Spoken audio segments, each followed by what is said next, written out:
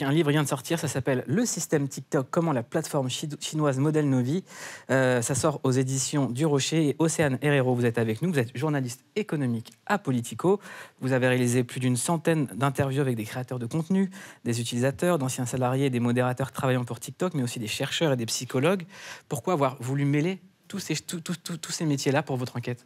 En fait, j'avais l'impression que cette plateforme apportait vraiment quelque chose de nouveau dans la manière dont les utilisateurs, disons nous, une relation avec TikTok, et aussi la manière dont les créateurs s'adaptent un petit peu à cette nouvelle donne, donc avec, disons, une forme d'imprévisibilité quand on poste une vidéo et qu'on ne sait pas vraiment qui va être atteint et quel impact elle va avoir. Donc, je trouvais qu'il y avait un petit peu une sorte de tectonique des plaques dans ce qu'apporte cette application dans l'écosystème des réseaux sociaux.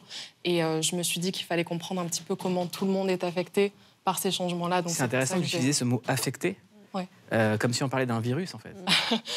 C'est souvent un terme qui revient quand on parle de TikTok, parce qu'on parle beaucoup de vidéos virales. Et c'est assez marrant quand on pense que la plateforme a eu le succès qu'elle a eu au cours de la pandémie, notamment avec l'année 2020, et où tout le monde était confiné chez soi. Et la force de TikTok, c'est l'algorithme qui est ultra prédictif et qui peut vous recommander des choses qui vous intéressent et qui peut deviner qui vous êtes au bout de 3-4 minutes en fait, sur l'application. Ouais. Beaucoup de personnes sont assez impressionnées quand elles ouvrent l'application et se rendent compte que leurs centres d'intérêt, alors même qu'elles n'ont pas fait de recherche, sont directement un peu détectés par la plateforme, et c'est assez grisant quelque part. C'est quoi le pouvoir politique de TikTok ? Parce qu'on sait que Facebook a été un outil de soft power incroyable, Twitter également. TikTok, il se place où sur l'échiquier politique ? Alors, ça dépend ce qu'on entend par ça. Est-ce que c'est une plateforme où des personnalités politiques essayent de faire de l'influence ? Et effectivement, c'est le cas. On l'a vu pendant la campagne présidentielle. Marine Le Pen avec ses vidéos de chats, Emmanuel Macron qui est également présent et communique par la plateforme. Donc, étant donné que c'est la plateforme où les jeunes sont aujourd'hui, il y a... éventuellement et toujours une forme de tentative d'influence politique par ce biais-là.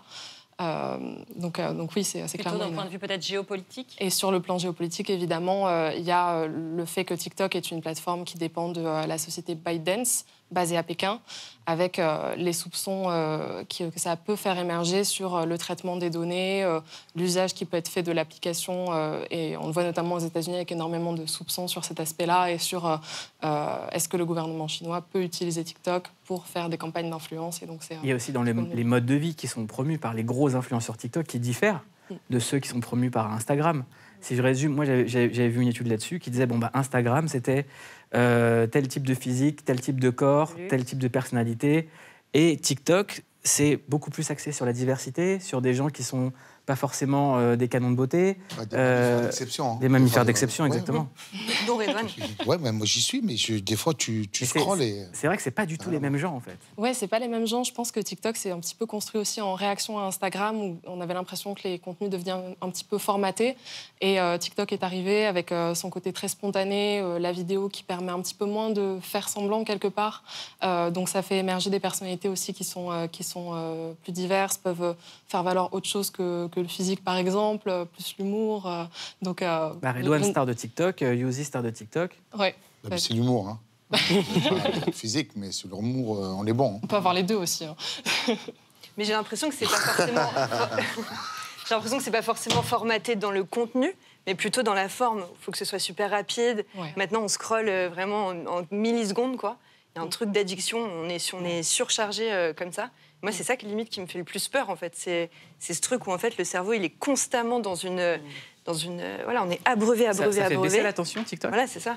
On n'a pas d'études qui permettent de dire vraiment TikTok fait baisser l'attention, mais en tout cas, moi, ce que j'ai remarqué en discutant avec des utilisateurs, c'est qu'assez souvent, ils ont ce sentiment que leur attention est en train de se perdre et que se concentrer un petit peu plus longuement sur un livre ou même sur un film, voire un épisode de série, ça devient quelque chose de difficile sans sortir son téléphone et avoir besoin de cette surstimulation.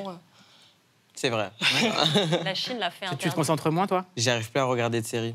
Genre des films 1h30, à partir de 10 minutes, c'est bon. Tu décroches ? Je décroche.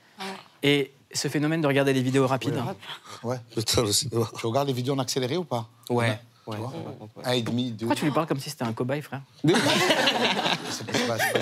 n'était pas sur France 2, là, c'est ça ? Non, mais on est ensemble, on est une clique, Mouloud, c'est ça la clique. On se parle comme si on était de la famille. Pauline.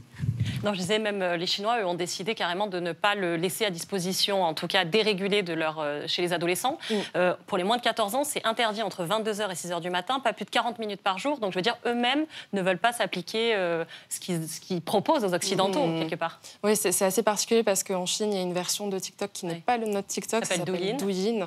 Qui est plus éducative. Plus éducative aussi, soumise à la censure chinoise. Donc, c'est l'éducation du gouvernement. C'est ça.